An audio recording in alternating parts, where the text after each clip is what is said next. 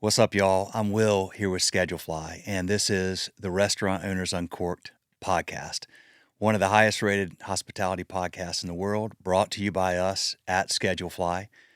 We provide a very simple web-based restaurant employee scheduling software backed by legendary customer service. If you're on pencil and paper or Excel, or you're on some software with tons of bells and whistles and features you don't need or use, Schedulefly is the perfect place for you.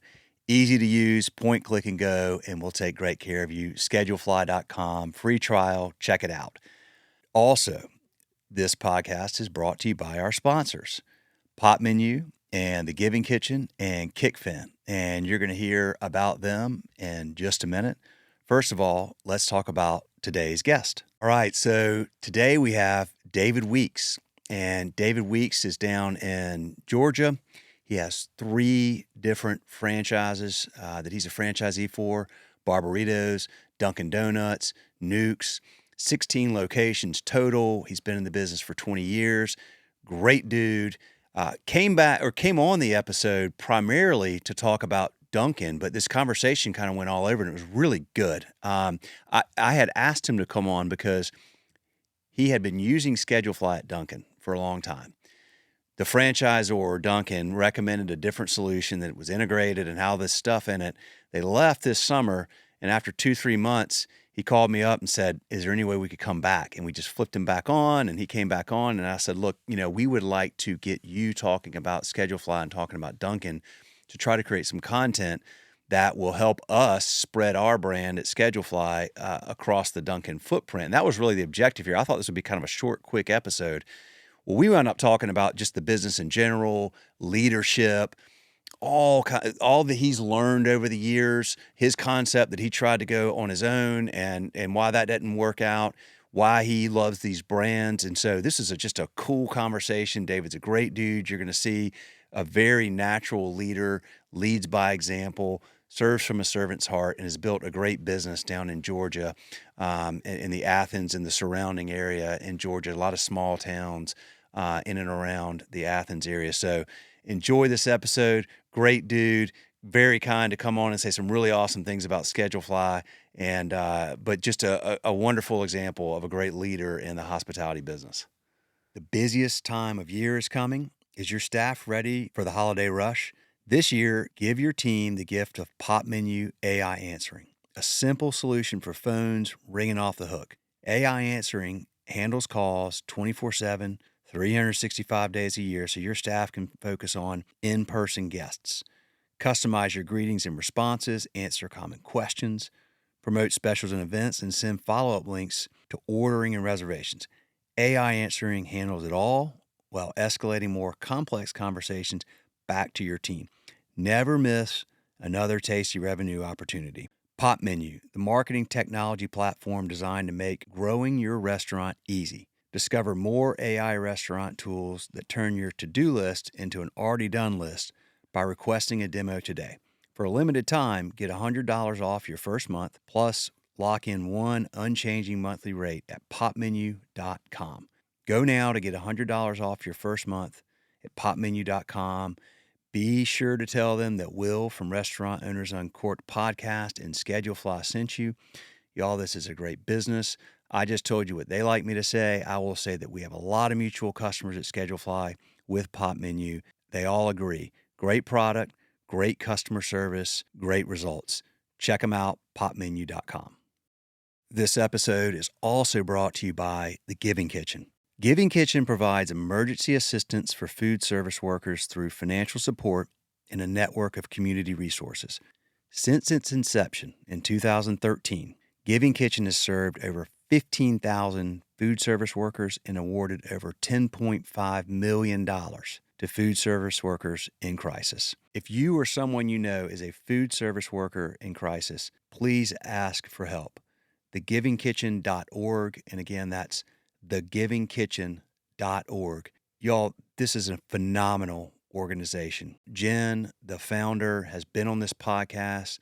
Jen Heidinger Kendrick, check out that episode to hear their full story. But if you know somebody or you need help, go to thegivingkitchen.org. Incredible organization. and very responsive and has a wonderful mission. Check them out.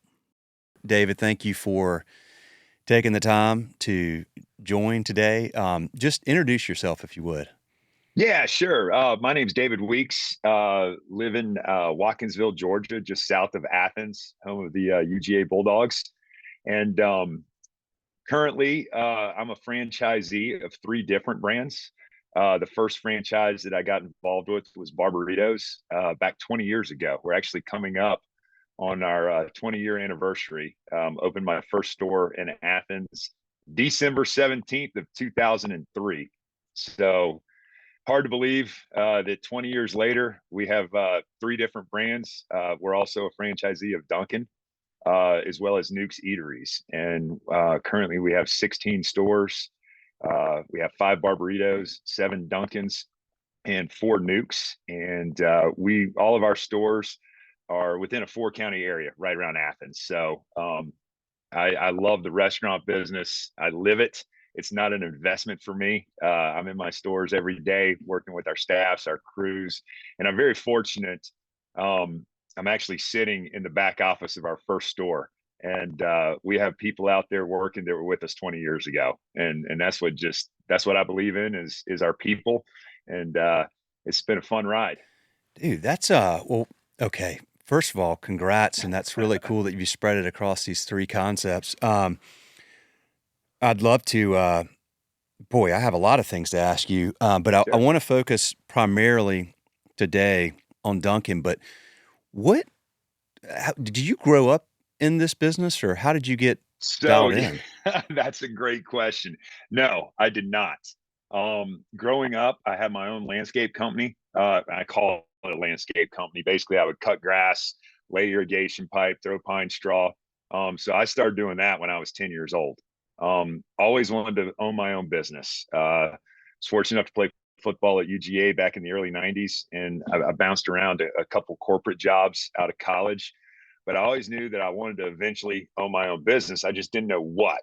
And I looked at a lot of different concepts. One thing that I do know about myself is that I'm not a very creative person when it comes to recipes or marketing or things like that. I like to work hard and I like to build teams. That's what my strengths Yeah. are. Okay. And so anyway, I'll give you the quick executive summary here. I was looking at a lot of different franchises. I was looking at sporting goods stores, printing presses, and then I started looking at some restaurants. And back in those days, my wife and I had been married for about 2 or 3 years. I had a 1-year old. My son, who's 21, was 1. And I started looking at restaurants uh, because it was fascinating to me, although I'd never worked in one. And I quickly realized that to get in with the big boys, the McDonald's of the world, the Zaxby's of the world, Zaxby's was just starting out, you had to have a lot of money. And I Hmm. didn't have any money. Gotcha. Um, and so a buddy of mine who I played football with at Georgia, his brother opened Barberitos in Athens in 2001. And I went down there to support them. And I had my first burrito and I fell in love with it. And that day I told Downing, I said, "Hey, you going to franchise this concept?" He said, "I'm just trying to survive right now. But if I do, you'll be the first one to call."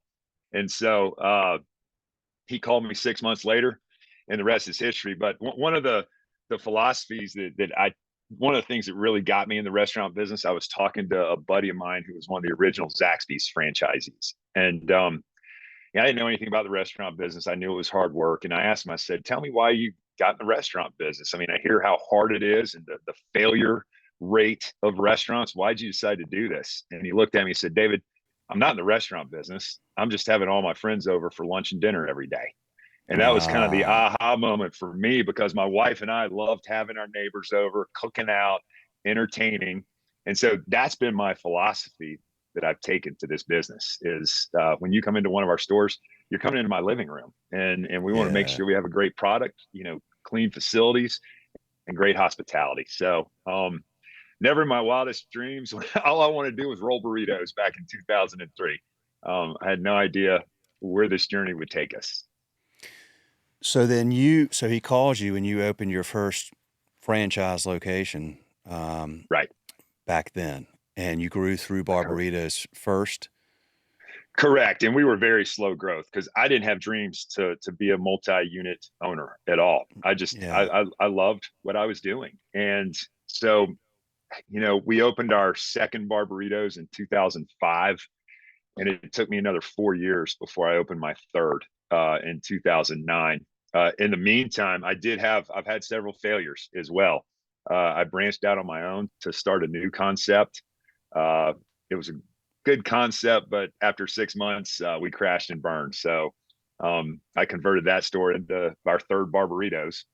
Hmm. And then the Dunkin people, I was working with a broker to try to find another Barberitos location, and he was working with Dunkin. This was back in 2010, and he said they really wanted to expand out into our area, and would I be interested? And I said, well, I don't know anything about coffee and donuts, but if you're saying they're interested, I'll talk to them. And I also figured Barberitos is a lunch and dinner concept. I didn't have anything to do in the morning, so I might as well have a Yeah. third day part to work. And really like their concept as well too. And they're such a huge brand. And so I felt like it was almost like going to get my master's degree in restaurant operations by becoming a Dunkin' franchisee. So a lot of great Yeah. experience being able to work with them. Yeah, they have it dialed in for sure. There's like how many? Like, it's like over 9,000 Dunkin' locations now, or Golly, something like that.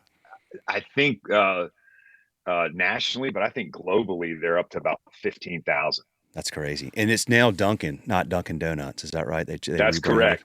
Yeah. They did. They dropped the donuts, and America runs on Dunkin'. Yeah. They're really trying to become a beverage shop, but our donuts we still sell probably about 20% of our sales are donuts, especially being in the South. They love their donuts here in the South. Yes, they do. 20%. So really, 20, I would have thought it would be a lot higher than that. So it's 20%, huh? It was when I first got into business, we were 40%. And Okay. it has just with the Dunkin' rebrand and going more towards the beverages, our Yeah. product mix has changed over the years. Better margins in beverages. Much better margins in beverages. Really? Than donut. I mean, Mhm. donuts are really okay. Yeah, because we make our donuts overnight. And Uh-huh. so the labor that goes into it skews it a little bit. But that beverage is Dunkin'. It's a well-oiled machine from an operation standpoint when it comes to the beverage mix.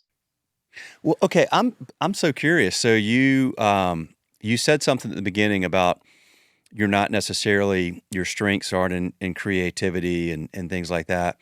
Right. Is did you was that sort of a self-realization when you tried to branch out with your own concept, or did you just have bad timing, or was it a little bit of both? I'm curious Uh, about that. a little bit of both. I was very interested being on the franchisor side instead of the Yeah, franchisee side. Uh, sure. I just with my football and athletic background, I'm such a big believer in teams and building teams and coaching, and I wanted to give it a shot. And I tell people that I got a little bit of the big head. I was like, hey, I'm a pretty good franchisee. Why not branch out on my own and try to create another concept? I know exactly what I'm doing. Yeah, And right. life has a funny way of when you start getting a big head and thinking high yourself, you always get the slice of humble pie. I got the humble pie thrown right in my face, and so I realized quickly. I was like, okay, I am just not. This is not my cup of tea. Being creative. Give me the playbook and let's just go run the heck out of the business. Give me the playbook and let's get after it. I love it. Yeah, Mhm. there are a lot of similarities for sure between, I mean, you've got 16, how many employees do you have total across all those locations of Oh different? wow, we're over 500. Yeah. Okay. So you got a big team. We You do. got it. We do. Yeah, which means you've got to hire in some really good people to help you run that. I mean, you go to your stores, you probably spend a lot of time going around. You've got to have some really good uh, team members that are out there helping you execute on this and nail it every day across three different concepts in that many locations. We do, and we keep the concepts in their own separate silos. So we Mm, have a operations group on our Barberitos brand, an yeah, operations group on Dunkin', and an ops group on Newks. yeah, And we kind of figure it out on our own. We call them our above restaurant leaders. I'm not a big believer in titles, although I realize in this day and age you have to have them. But Yeah. all of our ops people that are above our general managers in our locations, they've been with me since the beginning. Our director of ops on our Dunkin side, when I opened our first Dunkin, it was actually a combo Dunkin Baskin location. Yeah. She was our cake lady. Okay. And I saw some leadership potential in her. I had to really convince her to become the general manager of that store. She ran a great store. Then I had to convince her to become an above restaurant leader, and she did awesome at that. And then I really had to convince her to become our director of operations, and she's just phenomenal. I couldn't do it without her. And we have so many stories like that in our company of people who just kind of they jived with the synergy that we have and the goals that we have, and they're all servant. They have servants' hearts at the end of the day, and they love serving people. And our company has grown. It's so much bigger than just one person. We have so many great people on our team who've been with us for 10 and 15, 20 years, which at the end of the day, that's the thing I'm most proud of. What would you say? Because there's a lot of people, David, that are in your shoes right now, where they're young, maybe they're not even young. Maybe they've been in corporate America a long time, but Right. they know that corporate America is not what they want, either for their career going forward, or maybe they need a change of careers. So they're looking at franchise options. Um, Outside of just Dunkin', but just as a franchisee, Right. what would you tell? I mean, like, what would you tell the young you that you have learned over these years? Obviously, you'd say, "Hey, be self-aware enough to know whether like you're better with the executing the playbook or creating your own thing or whatever." And a lot of people that come over to the franchise world and maybe they've been in corporate America, they don't want to come up with something. They want the playbook. Right. But having the playbook, and you can obviously make, let's say, Dunkin' a very successful business, if you execute well in that program, if you Right. hire in the right team, and if you are a good leader. That's still not easy to do at all. Right. And there's plenty of people Right. that try it. I mean, we had a Newk's, near us for a few years and it closed. I have no idea why, but Right. just because you have a good brand and a good playbook, there's a lot more that comes with that. I'm just curious what some of the things that you've learned that you would convey to somebody that came to you for advice, that's saying, I'm thinking of the same thing. Like, what do I need to know? What are some key things that you want Sure. me to be thinking about before I push my chips in on this kind of investment? Right. Exactly. And you're absolutely right. I've seen it even in Dunkin', when I don't want to, they get a franchisee involved in it that doesn't have the right attitude coming into the brand, and it doesn't work. Success is never guaranteed. I believe it's all due to your hard work. Um, but going back and looking, what I would tell my younger self, and I still tell people this all the time that call me up that are looking to get in any one of our brands. My first question is, who's going to run it? And let's say an accountant or a doctor or a lawyer from the corporate world is wanting to get involved in the restaurant business. They say, oh well, I'm just going to hire a GM and let them do Mm, it. I say, you might as well ride down 85 with your window rolled down and throw your money out the window, because it yeah. won't work. um Hmm. the philosophy that I take is that you gotta live it, you gotta love it. I worked when we opened our Barberitos back in '03. I was in the store from 7 a.m. to 11 p.m. for about 15 months. So if somebody's going to get into it, if you have to work it. And I had a 1-year-old at the time. Aaron would bring West, my son, up to the store at 3 o'clock. We'd go in the back parking lot, and he loved throwing the baseball. So I'd go in the back parking lot for 10 minutes, throw the ball with them, and then go back to work. And my staff, because I work so hard with my staff, and my wife loves to tell this story. We had a high schooler that was working with us, and I was trying to develop him into a shift leader so I could go home at night. And Aaron comes through the line one night, and his name was Josh Hickson. And he said, Miss Weeks, I'm trying to do a good job so your husband can come home at night. And I was like, oh, he saw I guess what I was doing, he saw that my whole family was involved in it. And even 20 years later, and I still know him. He now is a high school teacher and high school football coach. So I stay in touch with him. And that just, I think when you're people, you have to lead by example in this industry.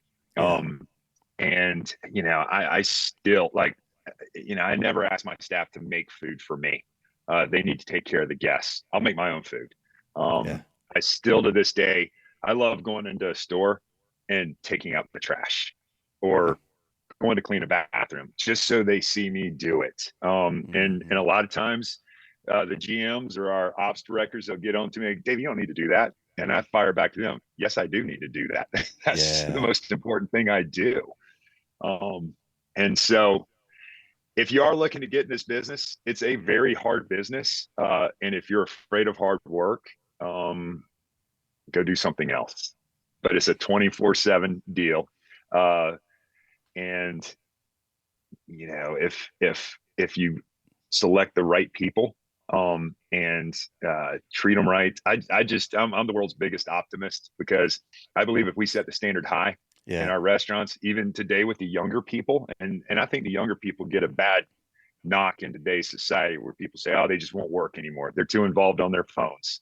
Well, we set a very high standard. They're not allowed to have their phones on them when they work. Now we have lockers in all of our stores, and they put their phones in the back, and we want you to be focused on the guest. And our people get that, even the young 16 and 17-year-olds.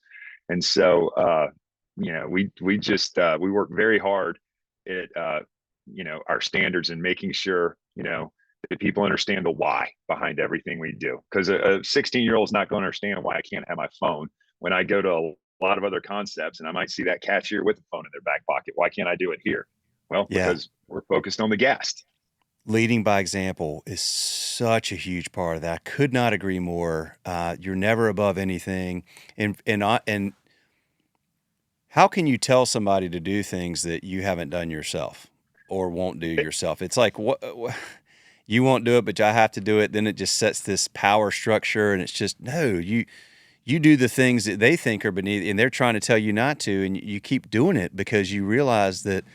Because that's just how you're wired, I can tell, and you want to because it's important to you, but it also shows them, like, man, if he's in here doing this, like, how can we not do it? Like, how can we not Right. be, doing the things we need to do? Did you ever watch the movie Braveheart?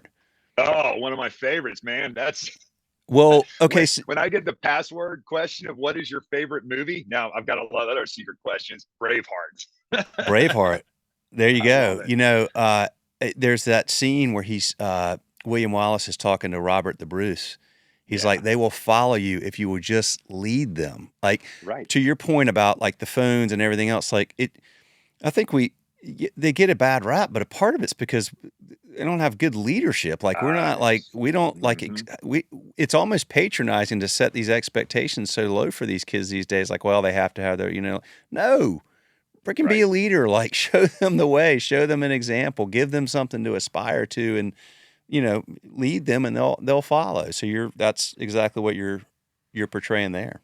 Agree 100%. We talk. We have bi-weekly GM meetings. I'm meeting with our people all the time, and that's one of my favorite things that I like to tell them. I say, our standards are up here. We have very high standards.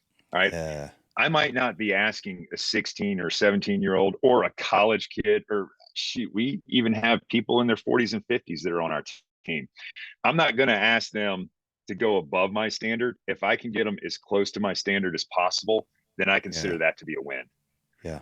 And again, too, it's all about leadership, and I think that's become a lost art, is leadership in the restaurant business. All right, y'all. It is time for a little mid-episode break. We're going to talk about Kickfin. Thousands of restaurants, bars, and breweries use Kickfin to tip out their employees instantly. No cash required. With Kickfin, tips go directly to your employees' bank of choice the second their shift ends. It's a really simple solution to a really big problem, because if you're still paying out credit card tips in cash, it's costing you. Time-consuming bank runs and cash counting take managers away from work that matters. Cash is hard to track, which leads to accounting headaches, and it creates the perfect opportunity for theft, human error, and compliance issues. Bottom line, there's never been an instant secure way to pay out tips until KickFin. It's an easy-to-use software that sends real-time, cashless tip payouts straight to your employees' bank accounts 24/7, 365. KickFin gives managers hours back in their day, makes reporting a breeze, and protects your business from risk. Most importantly, employees love it. Restaurants can have KickFin up and running overnight. Employees can enroll in seconds. No hardware, no contracts, no setup fees. Visit kickfin.com for a personalized demo. See how restaurants across the country are digitizing tips with KickFin. All right, that's what they asked me to say, so I say it, and it tells the story very well, but I like to add this in. We referred a customer that we know and love very well, Sup Dogs, to KickFin. Sup Dogs has been a customer for a super long time. Trust them very much with their opinion on these types of tools. They started using KickFin. I asked Brett, the owner, recently how it's going. He said, KickFin is perfect. It's going great. Exactly what we were hoping for. So there you go. Kickfin.com, y'all. Check them out. Let's talk a little bit about Dunkin specifically. I mean, we're doing, I approached you about this because you had, I think the franchisor had recommended different software. You had been with Schedulefly a little while. You've got your stores there, and you're like, Right. hey, man, they want us to use this. So you switched, and then you called me a couple weeks ago. You're like, hey, man, like, we want to come back, and like, is there any way to make it easy? And we just turned it on, and it was great. But so I want to talk a little bit about that because, our goal, I mean, one of the things I see when I see you coming back, and then I see another franchisee out in Kentucky that has like 6 or 8 locations, and they're like, they're real happy. They keep growing. They keep adding. I'm like, okay, well, our big issue at Schedulefly has always been, you asked us before we started recording, like, how long have we been doing this? And I mean, we've been doing it 16 years. We've grown through word of mouth. We have 5 people in our team, and we've had the same 5 people for 16 years. Our big challenge is awareness. Like, we don't have the resources to deploy into creating awareness. We don't have a sales team. But I'm sitting here thinking, well, I got 2 really happy franchisees, one who left and came back. Right. Clearly there's something that we do that is for the right people, a good fit, not for everybody at Dunkin', but there's probably a lot more that. So my goal is to try to figure out how could we create content, or something that can get shared around Dunkin' that might say, okay, well, gosh, this is a cool story, and they like Schedulefly a lot. So, so I thank you for doing this for that reason. But I am curious because we didn't really talk about it. Like, so you left, you turned it off, you went to another. Right.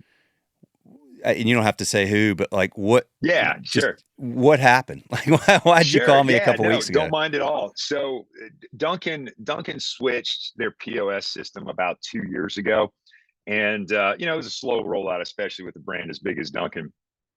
And about a year ago, they brought, under the suite of options that particular vendor gave us was a scheduling component to it. And it was sold to us that, it's going to integrate your hourly labor. It's going to integrate sales. You're going to be able to control your labor easier. You'll have the app. You'll be able to see exactly where you are. And like, okay, well, we'll give it a try.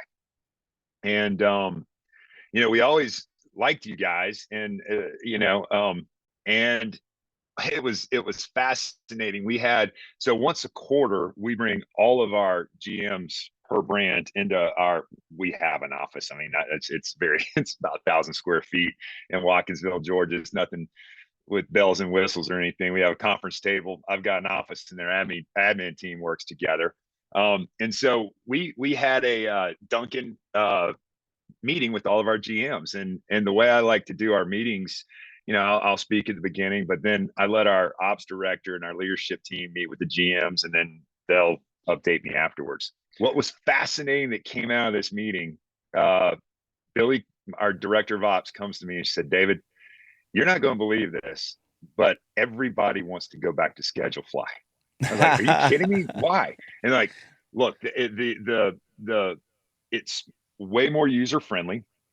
Not only do the GMs like it, it's easier to create and post a schedule, but the staff loves it.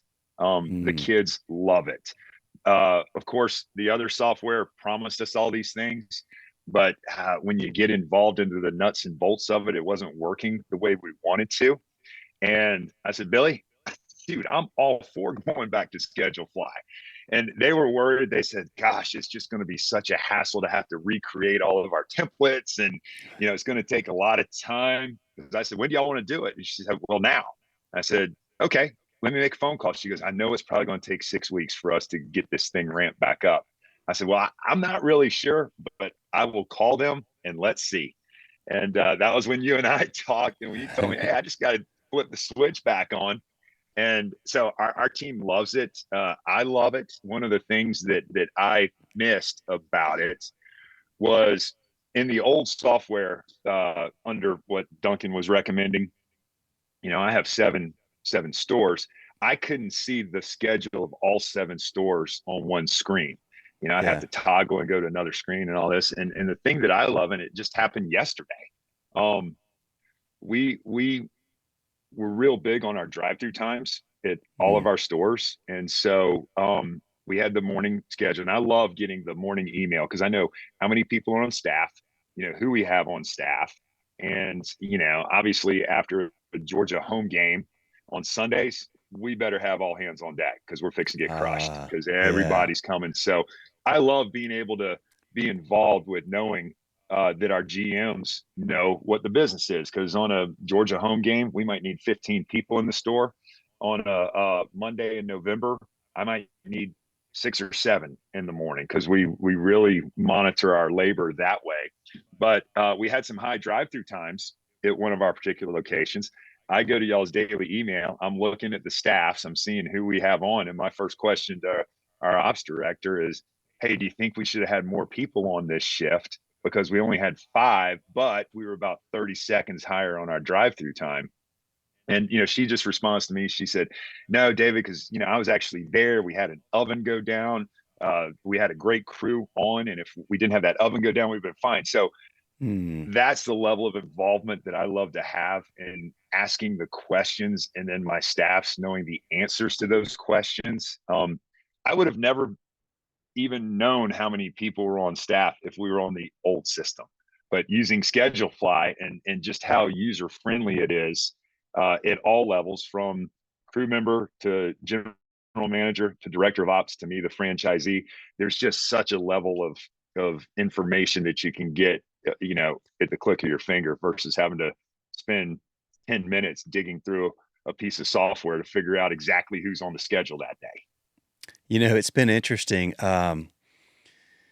We've seen a lot over the years of these other softwares come in, and that there's a lot of bells and whistles, and there's a lot of Mm-hmm. integrations, and there's a lot of the idea is very alluring. I mean, I think the Yeah. idea is alluring. Like, it's all in one place. It's all going to tie together. The reality we're finding out, because we're having more and more of this, of people with different, that have gone to different systems that come back. They're like, look, it had, we're paying a lot more for a lot of this stuff that we don't need or don't use, or it doesn't work the way it's supposed to, and then we find ourselves spending so much time on the system and in the software and Right.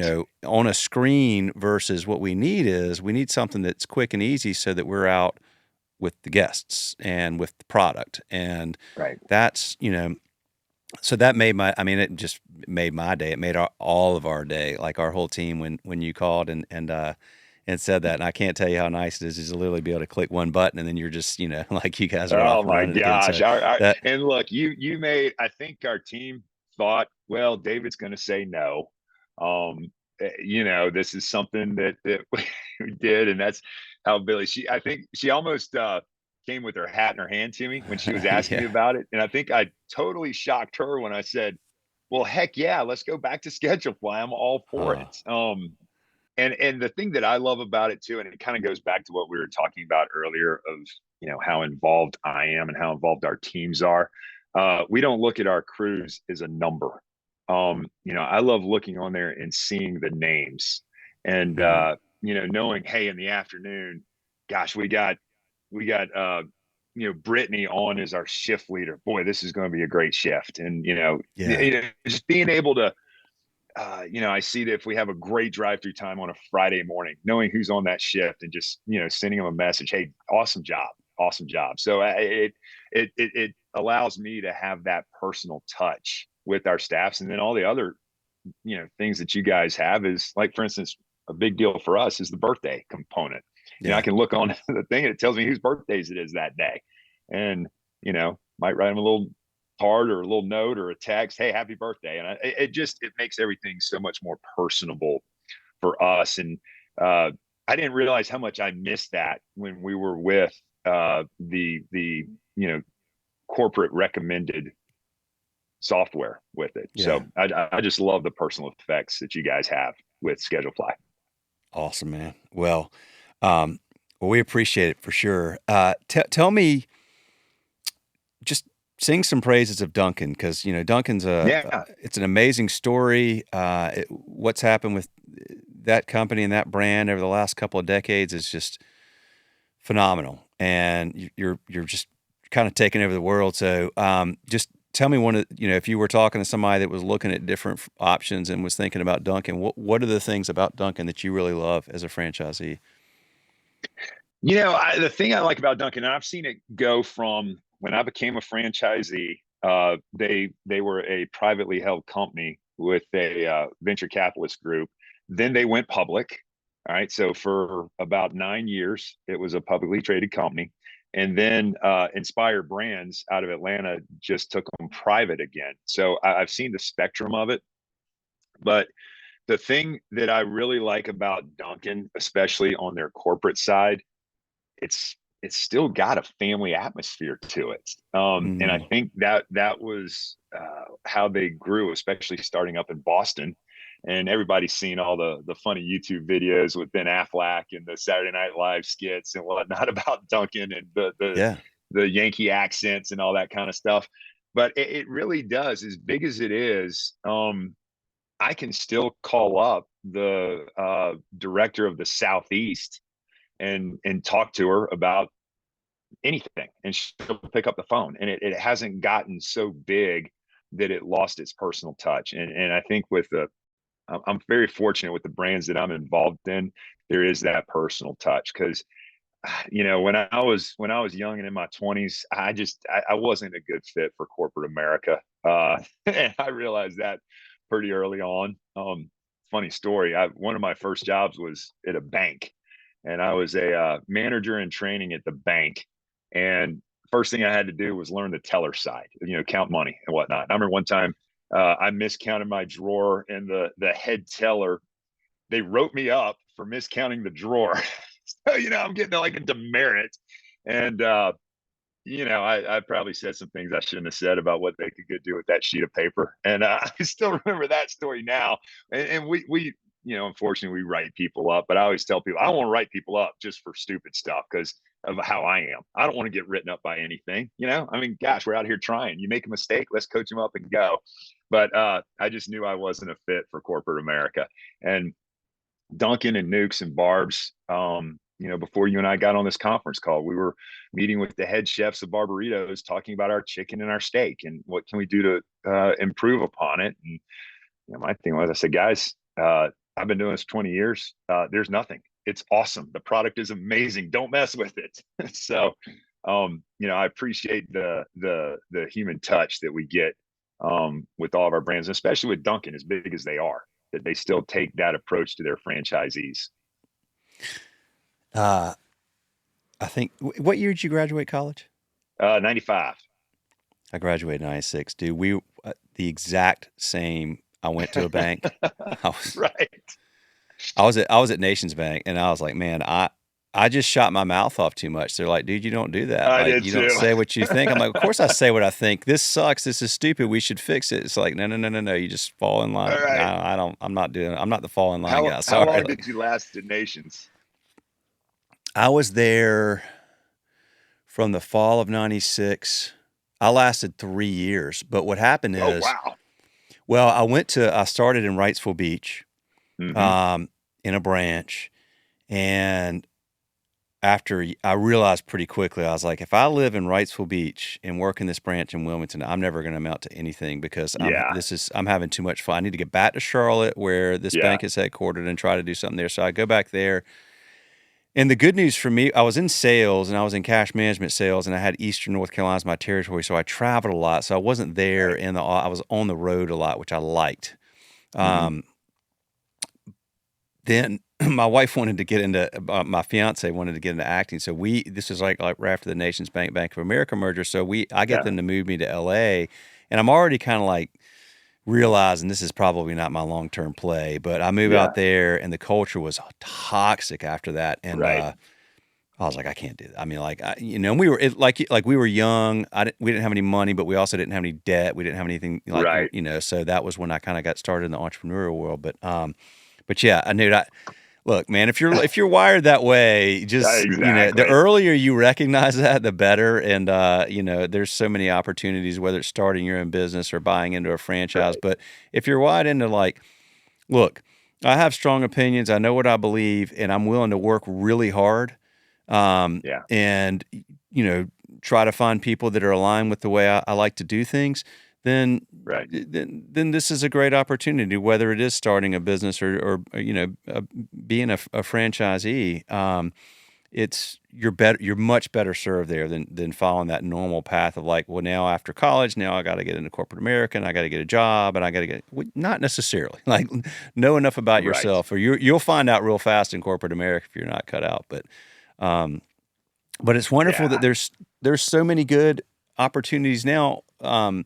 I would imagine with Dunkin', I mean, I know there's an investment, but it's not the same kind of investment probably as if, I don't know, like if you're starting like a Chick-fil-A or something like that. Right. Like Right. Right. you could, Yeah. It's the other thing that I believe in the franchise world is your input costs have to work out with the volumes that you can potentially do. I've seen people get in trouble of, let's say in the Barberitos world, they might spend $750,000 to open a store in 2,000 square feet, and they can't make it because their debt service is so high. And I always believe, and I try to consult with people and tell them, look, you don't ever want to go cheap. You never want to go cheap, but you can go economical.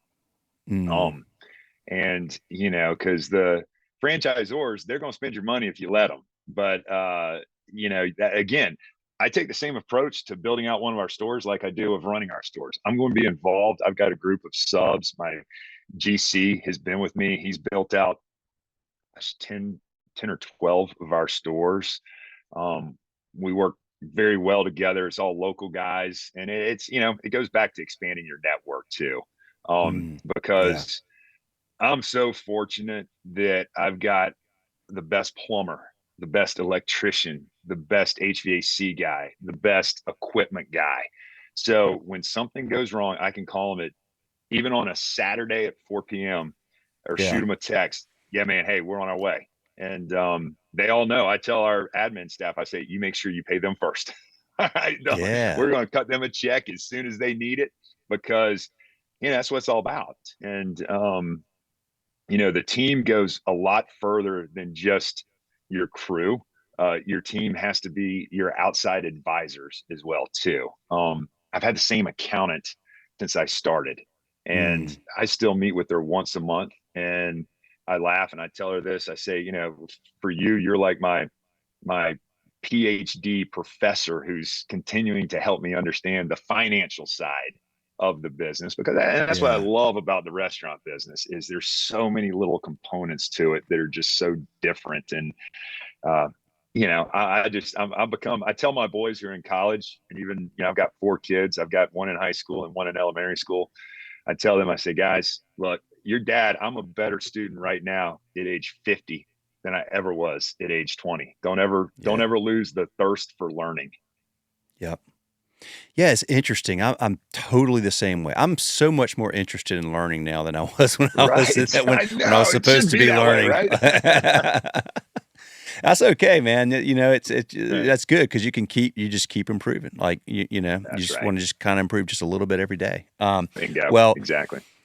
um, would David, I appreciate you doing this. I'm gonna let you get back to it. I know you're a busy dude. I'll tell you, what you can do is, since that Dunkin', has that corporate or that family feel, is call that lady, that Yes. Southeast lady, and say, "Hey, man, you need to check out some Schedule Fly." I Um, love it, man. I've actually, what I want to do, because we have what they call a DAC. I don't even know what it stands for, but we got a franchisee meeting in Atlanta tomorrow. oh So yeah, instead of calling, I'm going to be in person.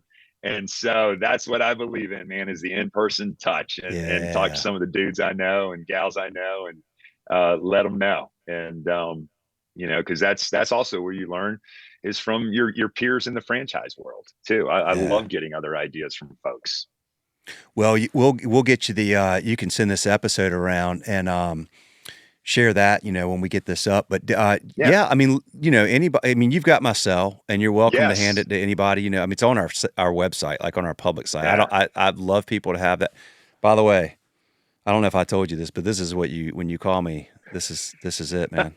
That's my Love phone it. right there. The flip Um, phone, yeah, a man. minimalist. I've been thinking about going back to that myself.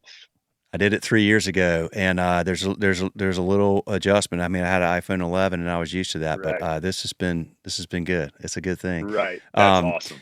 well, look, I'm in Charlotte. I come to Atlanta every now and then. How far are you? I know you're in a bunch of cities, but like are you like kind of 30 minutes from Atlanta or 2 hours Yeah. from No. Atlanta? So Athens is about an hour and a half from Atlanta. Okay. For me to get to Charlotte is 3 hours. So when you Yeah. come down 85, Yeah. you take exit 441, takes you right to Uh-huh. Athens. So Okay. it's not that far. And our stores, we're in the 4 counties that touch Athens. So Okay. we do get close. I mean, I've got the closest store I have to Atlanta is probably, and Atlanta's gotten so big now that, Yeah. I mean, Gwinnett County is considered Atlanta.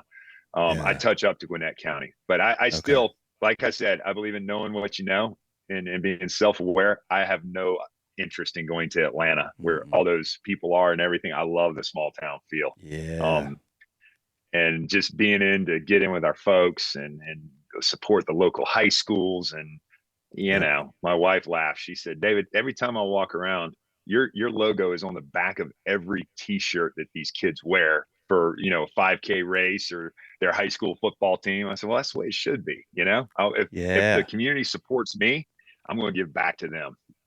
Yep. I love it.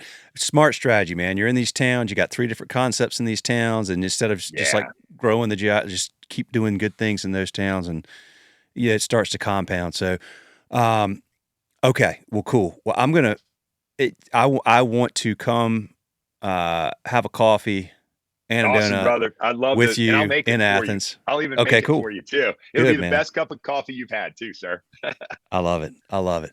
Thanks. But I really do appreciate this, man. Thank you very much. And please tell Awesome, your man. team, tell your team thank you from all of us at Schedule Fly. That was so huge for us. It just made me so Yeah. happy when you made that call, and just hearing you talk about that and how I mean that. Just please tell them all, like, we love y'all. You're awesome. When I come, I'll bring a bunch of Schedule Fly tube socks and trucker Oh, hats. I People love it. love those, They'll so we'll love make it. that happen. All right, That's man. awesome, man. Appreciate all y'all do. And man, we're so, I'm thankful you let me come back home. We're happy to have you back, man. Always. The prodigal Yes, son sir. returns, man. I All right. love it, man. I love it. Hey, great to see you. Let's stay in touch. You got my cell phone too. All right. See you, David. Thank you, man.